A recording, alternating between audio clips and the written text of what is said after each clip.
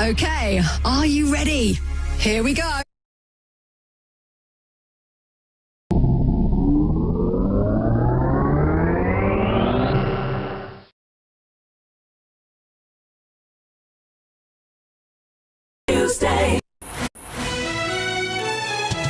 Good morning, this is Kay Adams with you till 12 on BBC Radio Scotland. It is Tuesday the 26th of November, and all this week across the BBC we are helping you to avoid the online scammers. Yesterday Karen McKenzie told me how she felt after she was hacked. It just leaves you feeling, I have no idea where to turn. It's horrible, it's horrible. Well, have you been in the same boat? Do get in touch, 08085 92 95 00. We will have experts on hand to advise you on how to spot the scams. Also coming up, everybody put their shoulders to the wheel and we won through, and I'm sure we can do that again with everyone's help. yeah, he was one of the few bright spots of the pandemic, but now that Sir Tom Moore's daughter has been found to have acted in her own self-interest in the running of his foundation, how can you be confident that your charity donations are being put to good use? We'll be talking about that. We'll also meet the two Edinburgh reality TV stars turned podcasters. What was Claudia Winkleman like? She was nice. I thought it was Davina McCall when she first walked out. I was like, I watched her Big Brother, and then there was like, damn it, and they were like, Meryl, wrong show. They look really similar. That's Meryl from The Traitors and Erica from Married at First Sight, about to open their first live show. And Mr. Blue Sky's here.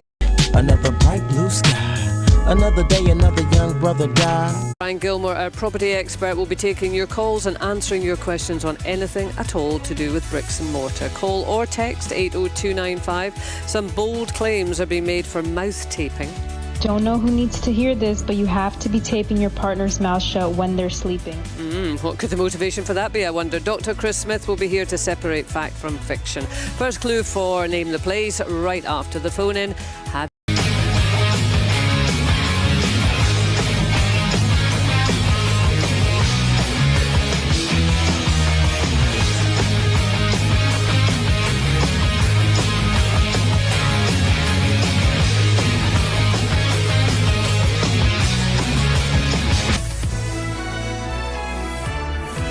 Well, Mary from Stirling has. She's been in touch as I got a phone call last week from a charming woman saying, unbeknownst to me, that I had shares in Ladbroke and they would buy them from me. She wanted my email address to send me details. I said to phone me back, but I checked online and saw the exact same scam on the news from 2 years ago. The woman phoned later as arranged. I accused her of scamming and she played shocked and duly hung up on me.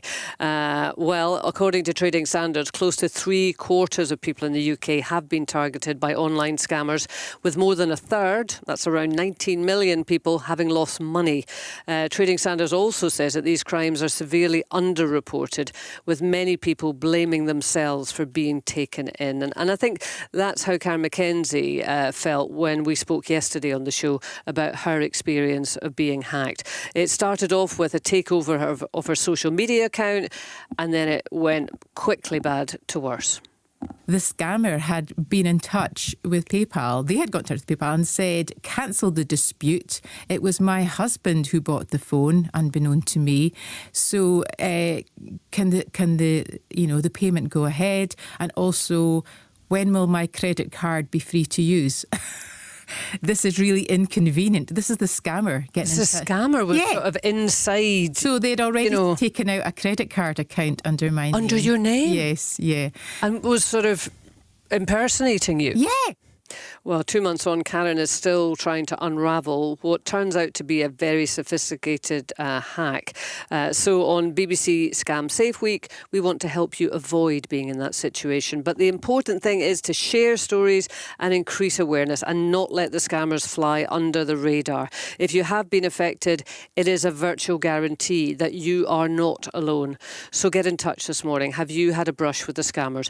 08085 92 95 00 is the number to call. What was the tactic? When did you first realise that something was awry? And did you know how to deal with it? It's very difficult to know, what is your first port of call in trying to get things sorted. So text us on 80295.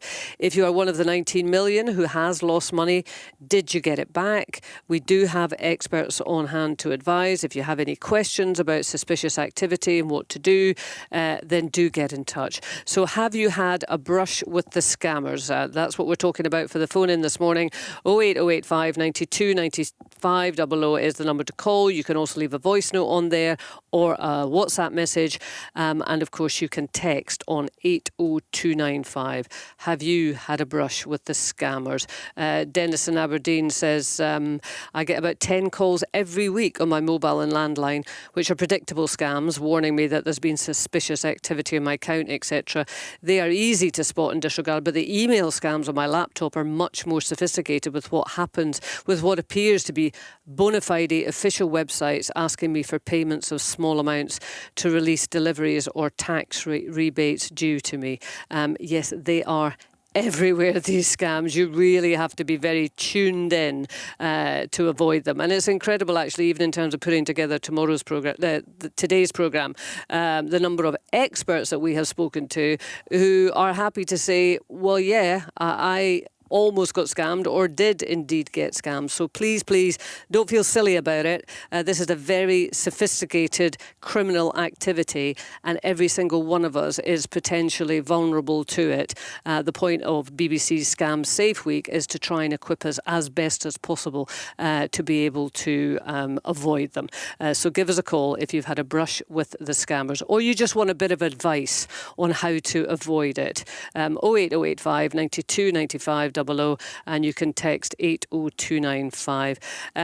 Let's speak to Nikki in Edinburgh, who actually I think called in yesterday after hearing Karen McKenzie's story. Morning to you, Nikki. Good morning. Good morning. And, well, you lost thousands, unfortunately, didn't you, Nikki? I did. I lost thousands in what's effectively known as a honey trap scam. Right, OK. Should I tell you my story briefly? Yeah, please do, Nikki, yeah.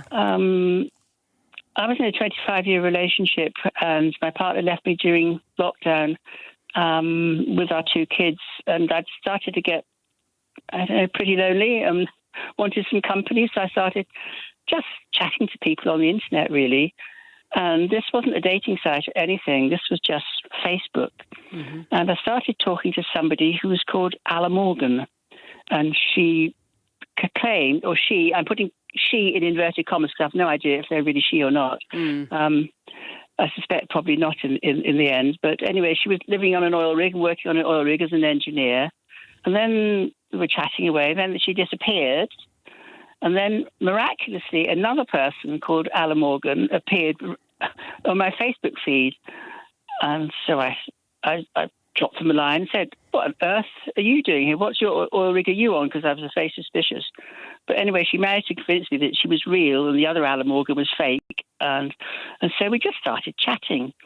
And it's incredible. You would have thought it was like you just sitting with somebody on the sofa, having a perfectly reasonable conversation, sensible conversation about absolutely everything. In the end, I kept telling her my life story, and she was telling me her apparent life story, which I'm now completely sure is totally fake. So eventually she came round to saying, well, I'd like to come and visit you. And I thought, that's a good idea. So the first money I gave away was she told me that her company needed me to pay $2,000, that's $2,500, for a helicopter flight from the oil rig in the middle of the North Sea to Edinburgh Airport.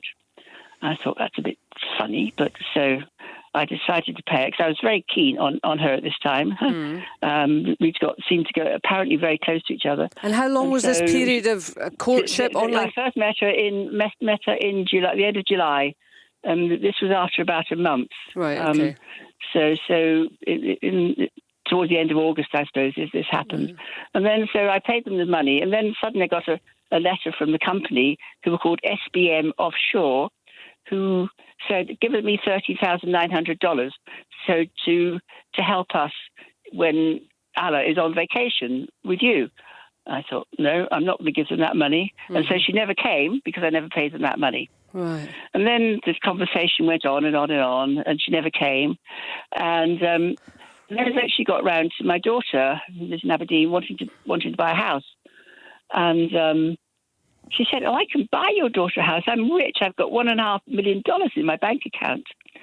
And I can just give you that money. And will you also help me? I need to pay for a machine to be mended. I need you to pay $500,000 out of my bank account to this company in Italy to give get this machine mended. But So this she was gave- out of she this. gave- She wasn't asking you for the money. She was asking you to facilitate she it was- from her bank account.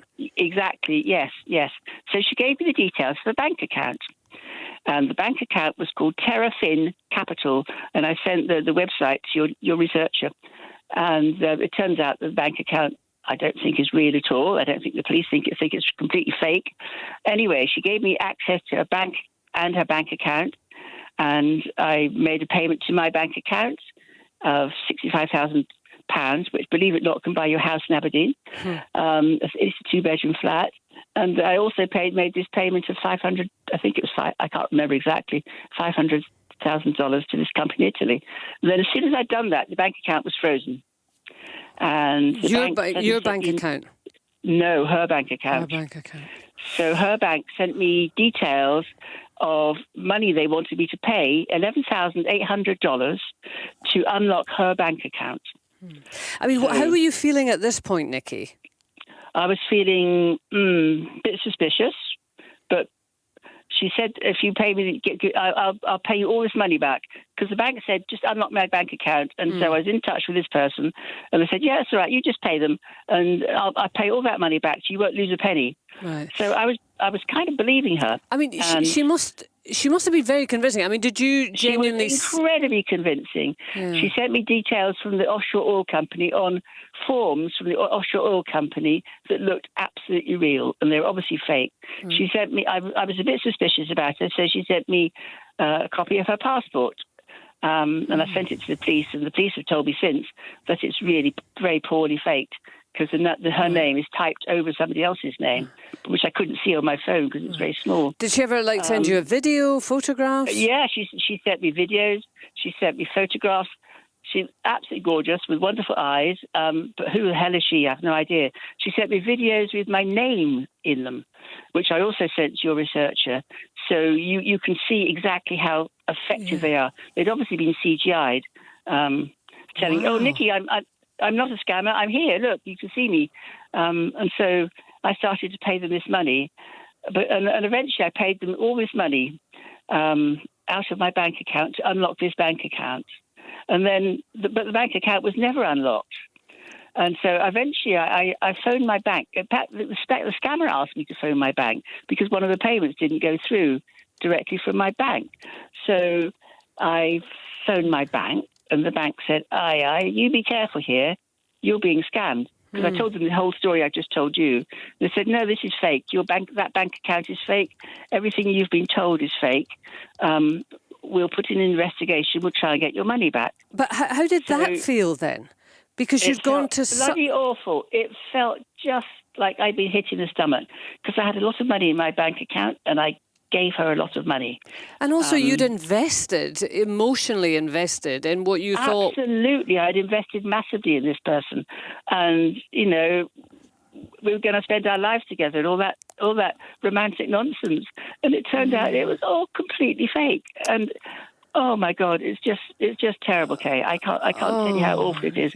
It's like you've been hit in the stomach over and over and over again. I know. I mean, I have to say, Nikki, I did watch one of those videos that you sent over to our team, and absolutely, it was very personalised. It was very relaxed and chatty, and I can totally see. I mean, and that's what the whole conversation was like: relaxed and chatty and genuine. Yeah. And that's what it's like. So I now need to warn you and all the listeners about PayPal. And listening to Karen talk about PayPal made me sick because I made some of the payments through the bank with direct transfer, and I got that back. The bank managed to get that back.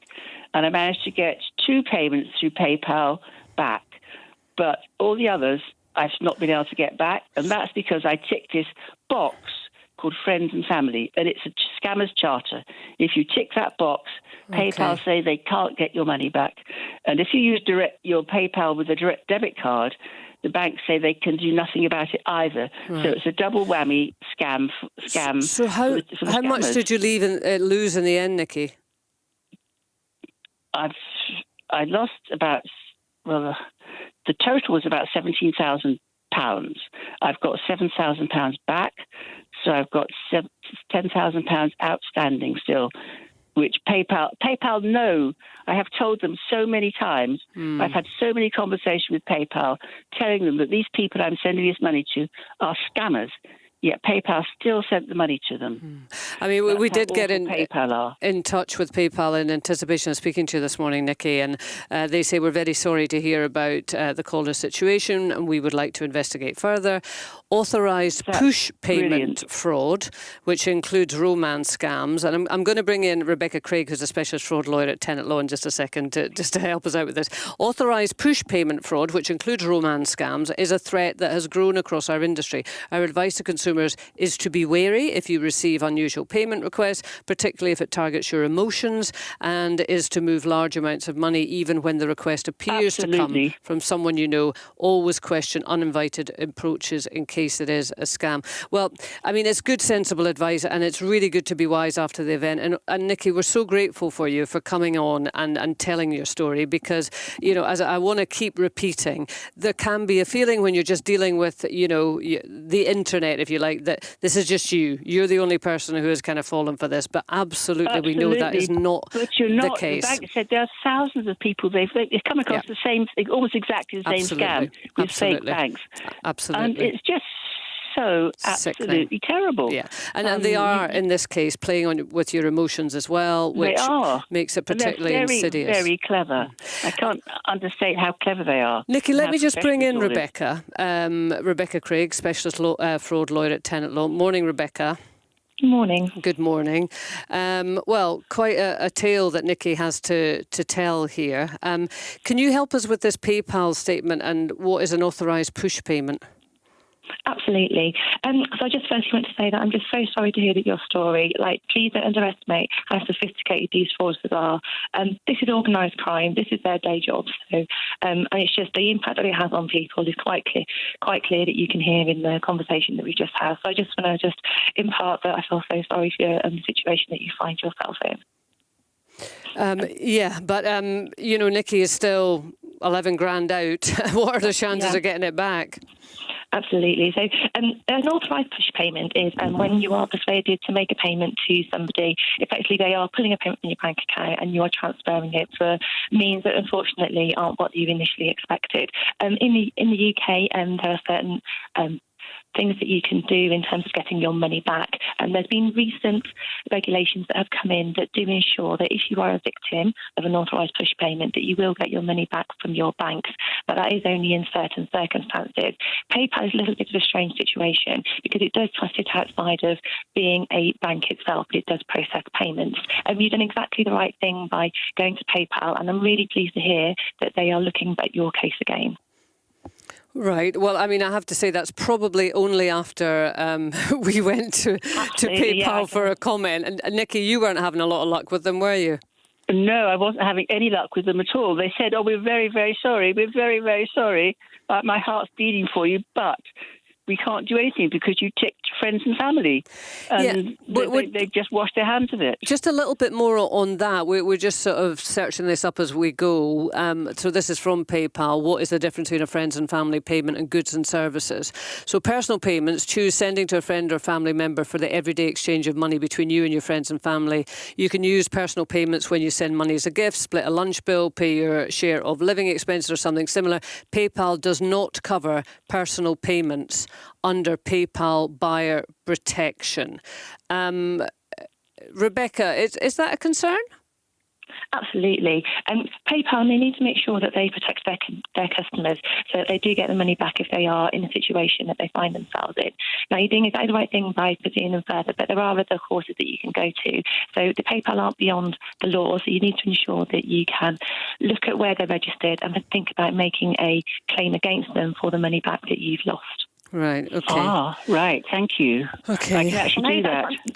Yes, you will be able to do that. So you need to look into PayPal and see how where they're registered, etc. And also there is a financial ombudsman service. Now, I don't know if PayPal are actually covered by the financial ombudsman service, but it is a way to escalate a complaint if you need to. PayPal should be, but it's something that you'll need to look into, and I can help you with that off air if we need to. Right. Thank you very much, and thanks again to Nikki, for putting your head above the parapet and telling us about this morning. That's why we want to talk about it across the week on BBC Scam Safe Week. But this morning until 10, if you have had a brush with the scammers, do please share your story, because you are not alone. And the better informed we all are, then the better able we are to be to avoid them. So 08085 92 95 00 is the number to call. You can text us on 80295. Rebecca, Craig, I mean, I'm looking again at the statement that we got from PayPal, and they're saying authorised push payment fraud, which includes romance scams, is a threat that has grown across the industry. Are these institutions that handle our money, and I'm not particularly targeting PayPal because it could be banks and other sort of financial services, are they doing enough, given that they're aware of the scale of this threat and the sophistication of it? Are they doing enough to protect us from the scammers? So banks, they absolutely don't want their customers to be victims of fraud. I mentioned earlier there are some new regulations that have come in recently. Then victims of authorised push payments can get their money back from their banks. But the way that money is funded is it's half from your bank and half from the bank that receives the money. So that means it incentivises both of the banks to ensure that they keep their customers safe. Absolutely, prevention is better than cure, and banks do want to ensure that their customers are safe. I'm sure that recently when you make a payment through your online banking, that there's lots of different questions that you have to answer, and all of that is part of trying to make sure that before you make that payment that you just take a moment to ensure that the payment is safe. I know there's lots of different things that are going on in terms of trying to keep customers safe from different banks. I know that some banks have a way that if they're calling you, that it will show up on your app so that you can see that it's a genuine payment. And also you have things where you can, if you're not sure about a payment, you can call up your bank and say, look, I'm not sure about this payment. And if they give you the okay to make it and it turns out to be fraudulent, then you will immediately get your money back as well. Right, okay. But I mean, I guess in terms of people that you might meet online, and I fully understand how Nikki got drawn into this. As I say, I've seen actually a couple of the videos that she was sent, and they were very convincing. We do believe that they're now AI, which complicates this whole area beyond all recognition. If we thought it was bad a couple of years ago, my goodness, AI is completely changing it. But I guess if you establish a relationship with somebody that you have never met online, do not send them money. Agreed, absolutely. Don't send them money. If it is a genuine relationship, then they won't be requesting money from you. It is, though, like I said, these fraudsters are so sophisticated. It's the largest growing type of crime in the UK. So please don't underestimate how many people fall a victim. And as you say, it goes really underreported because people think that they're to blame somehow for the situation that they find themselves. But they're absolutely not. I mean, there's been occasions when I've been very close to falling victim for fraud as well. So it is not something that is easy to spot. But I always say, look, be careful of unsolicited contact from different types of organisations, such as your bank, your utility provider, or even your internet provider. Just be careful of that, and just, if it's on the phone in particular, just hang up and just call them back on a number that you've verified and that you know yourself. Again, as you say, it's much more difficult though when it's online and you have AI, and all of these things are so convincing. I mean, it's not just typing anymore. It's, as you say, it's actual like AI generated people telling you that they're here. Hi, it's me. I'm real, and it's just so difficult to spot. It really is, and we're using the word scam. It's Scam Safe Week, and I think people are familiar with what you mean by that. But I think it's also good, though, Rebecca, that you use the word criminal activity, because these are organised criminals, and this is their day job. This is what they do. They are trying to extort money from people, and they employ very sophisticated means to do it. So no one should feel silly for falling for any kind of scam. 08085 92 95 00 is the number to call. Have you had a brush with the scammers? Tell us all about it. Tell us how you dealt with it. We've got Angela, we'll speak to her in just a tick, and we've also got Maureen as well right after this.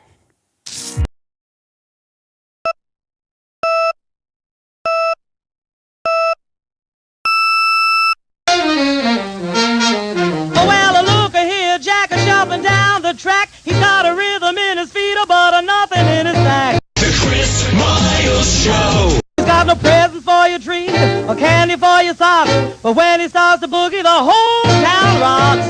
Rock! It is 9:25. Kay Adams with you till 12 on BBC Radio Scotland. Coming up later on this morning. If you're looking to sell and you've got a place that's maybe a bit more unique or not quite as sought after, you want to be selling in a buoyant market, because in a slow market, people have got more choice. That's our property expert, Brian Gilmore. He's here this morning for his regular property surgery. He can answer questions on anything to do with bricks and mortar. So give him a call. 08085 92 95 00 is the number to call. Maybe your house is sitting on the market and it's not shifting, or you want to know how to maximise the value of your property before the estate agent visits. Whatever it is, get in touch with Brian. And we've got our first clue for the Name of the Place quiz after 10.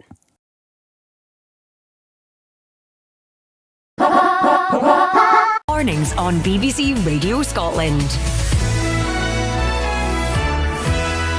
Right now we're talking about scamming, mainly online scamming, according to Trading Standards. Close to 3/4 of people in the UK have been targeted by online scammers, more than a third of them, and that's around 19 million people have lost money, and it is grossly underreported because people feel quite isolated by it.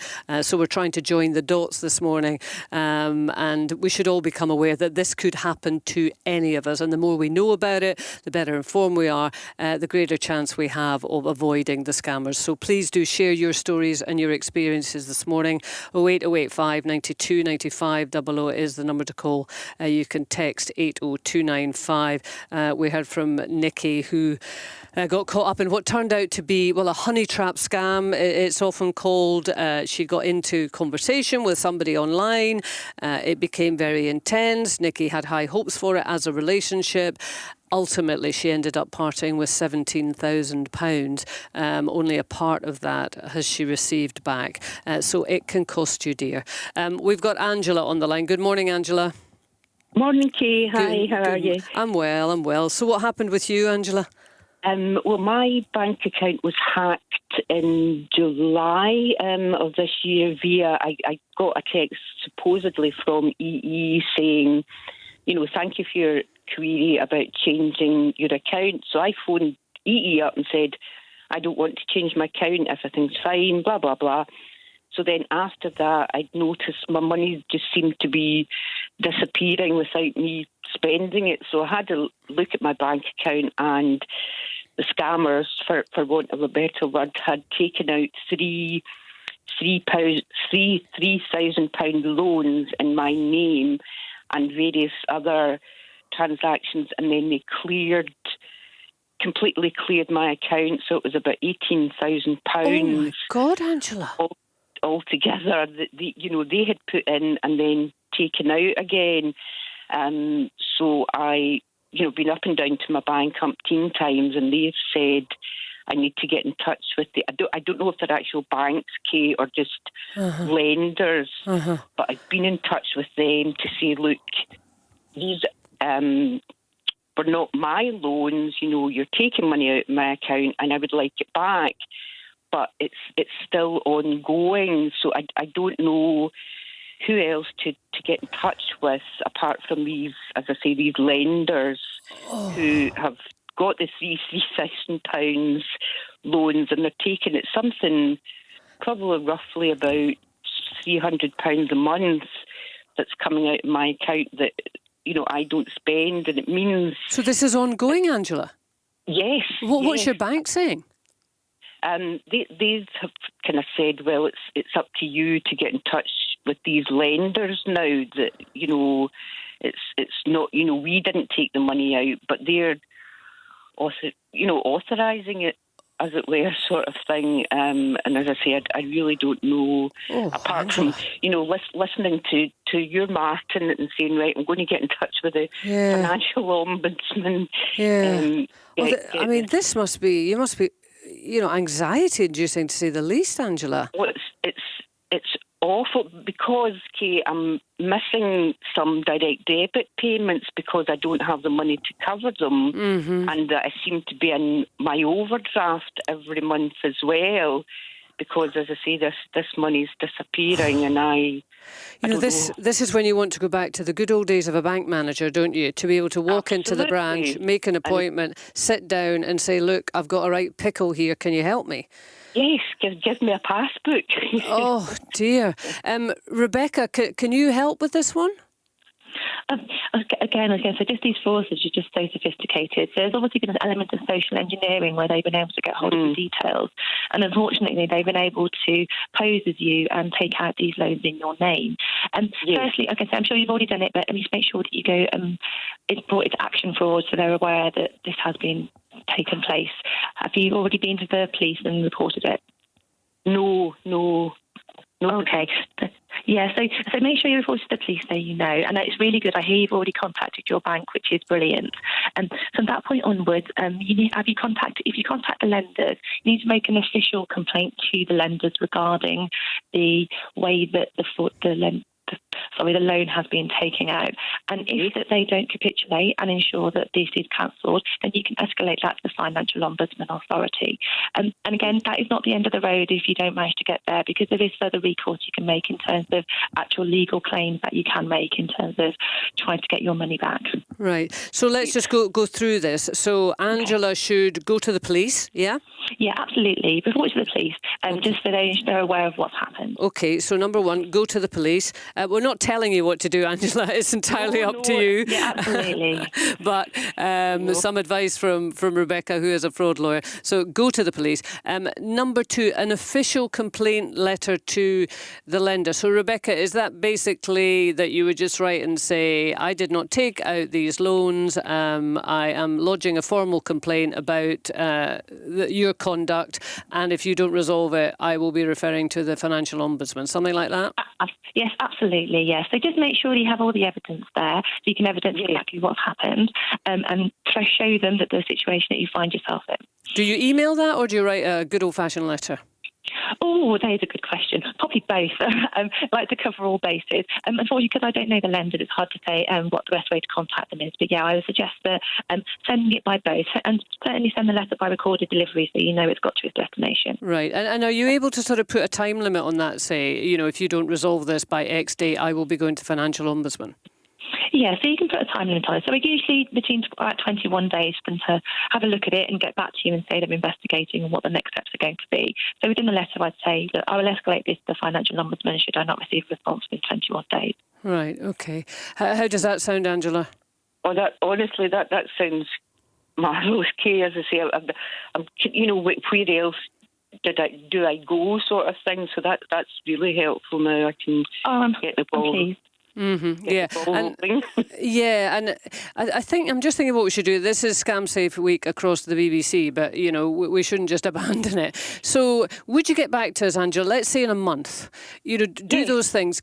Please get back to us in a month and let us know how you're getting on. And if you're still having problems, we'll get some more advice for you.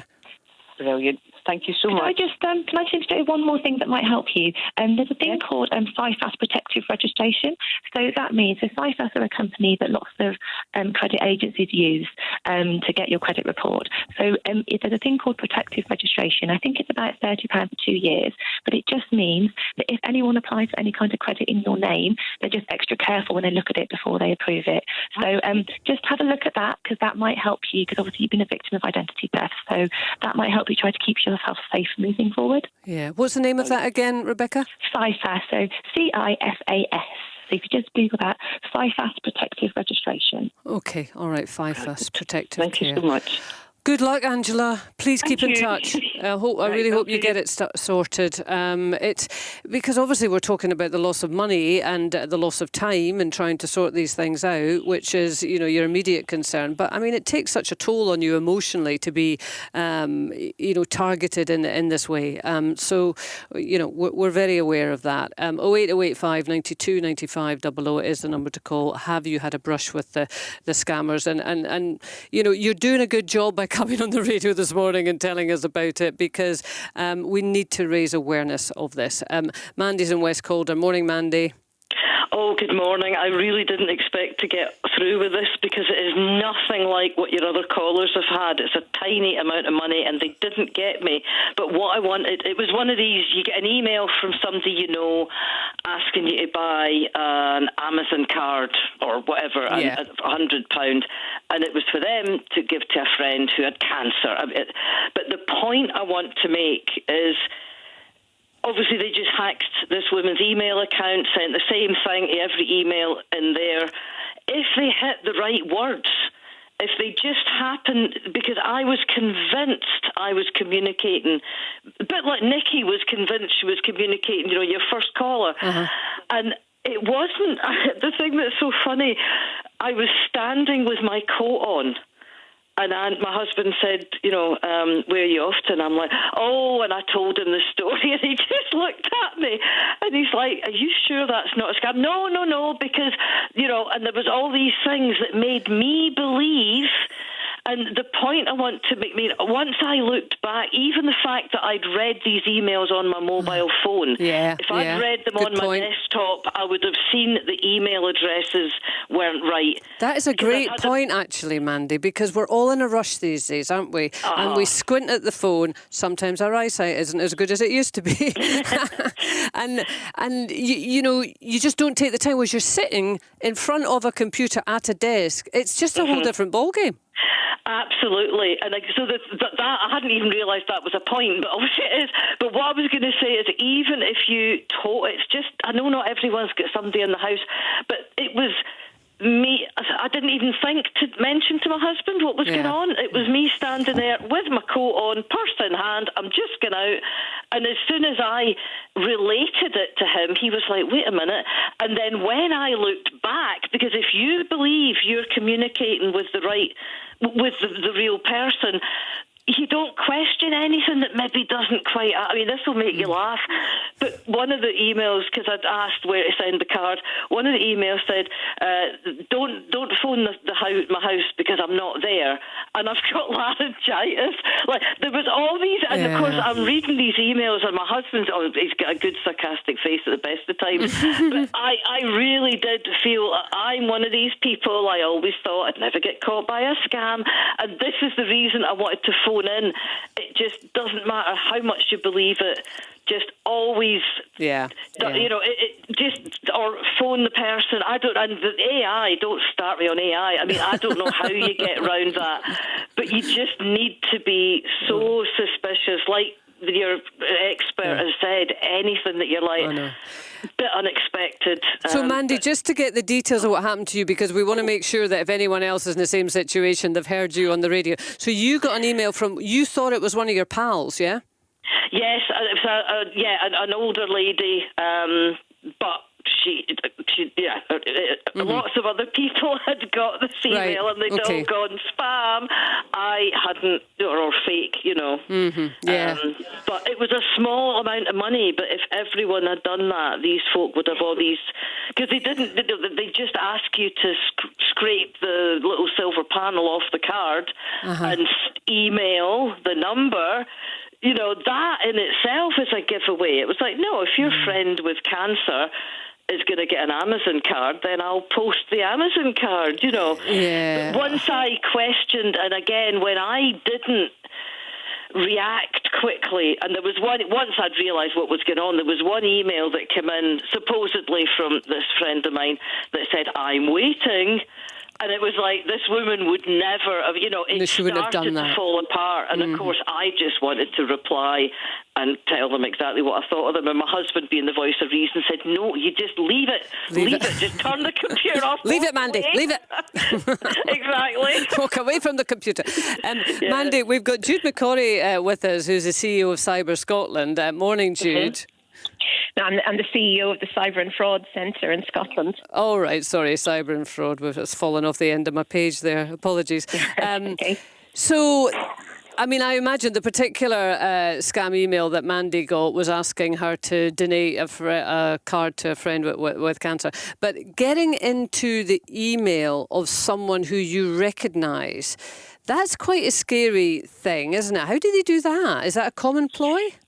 Yes, basically, it's like a business email compromise, or not a business. It's similar to a business email compromise where people take over your emails and they send out emails on behalf of yourself, and they are impersonating the people. So they might have, some of it might be sophisticated, that they've looked at your Facebook page, they know who your friends are, they know who your close friends are, they know somebody who might have had something wrong with them. So they'll build up a picture around you. Some of it might not be as sophisticated as just a numbers game, so they'll send it out and then they might get maybe nobody signing up to their Amazon scheme. But if it is sophisticated, a lot of people do get caught on it. What we want people to do is to put two-factor authentication on everything, all of your apps, all of your emails, so that if anything does get changed, if your passwords do get changed, that you are alerted and that you've got two basically layers of security on all of your systems. Right. And does that give you, what level of protection does that give you? So it gives you double the amount of protection. So we're still not saying you'll be 100% safe, but if somebody changes your password, it won't be changed until you have to verify that.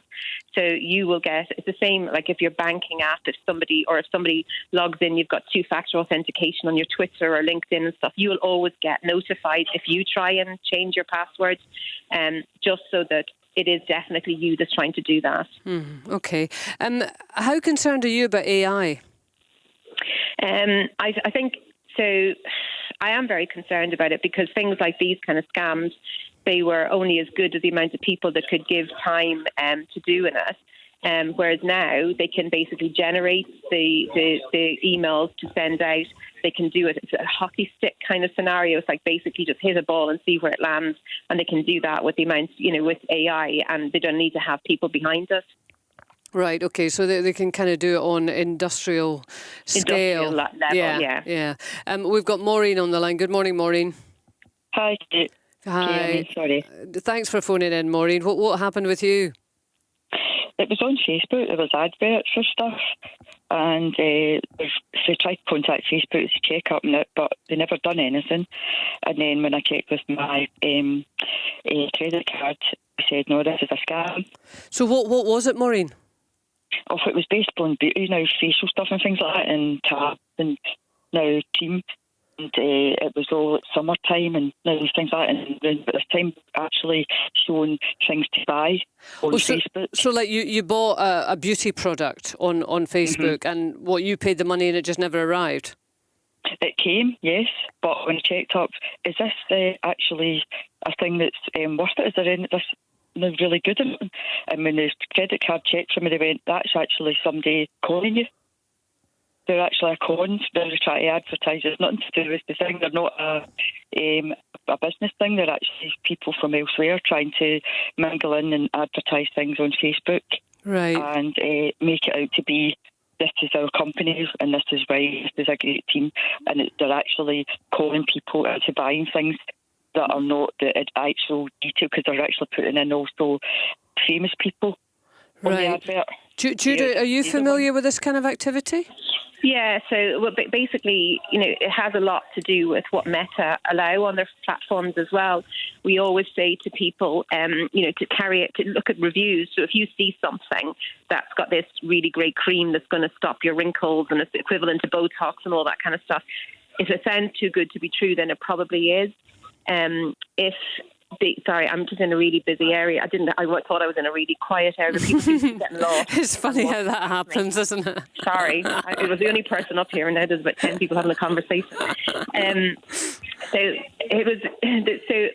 What I would do is I'd look at it. It's a company name. Do a review. So basically put into Google, what the company is. And also, if they've got a website, actually look and see what the registered company does. As the caller said, they were not a legitimate company. So they should be registered in Companies House. They should have a proper website, all that kind of stuff. But that's a heck of a lot of checking for a pot of cream, isn't it? It is, but it's like, just avoid it. Last Friday, and I said I got caught because not anything to do with money, but it was like two things on Instagram, chains for my daughter with initials, and they looked lovely. And I bought them. They looked like something that came out of the Christmas crackers. So yeah, my daughters both laughed at me for spending £60 on those. And again, what are you going to get really? I just thought it'd be a nice thing for them to have, but that was wasted money on my behalf. But when I looked at the reviews afterwards, it was like, do not buy from this company and stuff. So we just have to be there. If we're not going to stick to mainline and to high street stores and stuff, then we just have to be very careful as to where we're spending our money. And unfortunately, that is the way that it's going. It's going back to old school. So you have to make sure that every decision you make online has to be double checked. I'm starting to feel so nostalgic about going to the shops. I know. You know, and going into this big place where it's got a name over the top, and you go to somebody and they say, hello, can I help you? And you can have a conversation with them. Our money is very, very hard earned, and it is really, it's horrible when these people prey on us that they're just going to try and, that they're just going to dupe us out of our money. And it is a numbers game for them. They might not get 100% of the people they try and dupe, but they will make money out of something, out of a fake website, out of fake products. And also, the other thing as well is to be aware that if you're buying these products, to make sure that the products themselves are safe before you put them anywhere near your skin, because a lot of these things could be fake creams, and they could have cancerous ingredients or things that will cause a rash. And then you end up then in hospital or the doctors trying to get the care that you paid for. Well, absolutely. Where do you think we're going with this, Jude?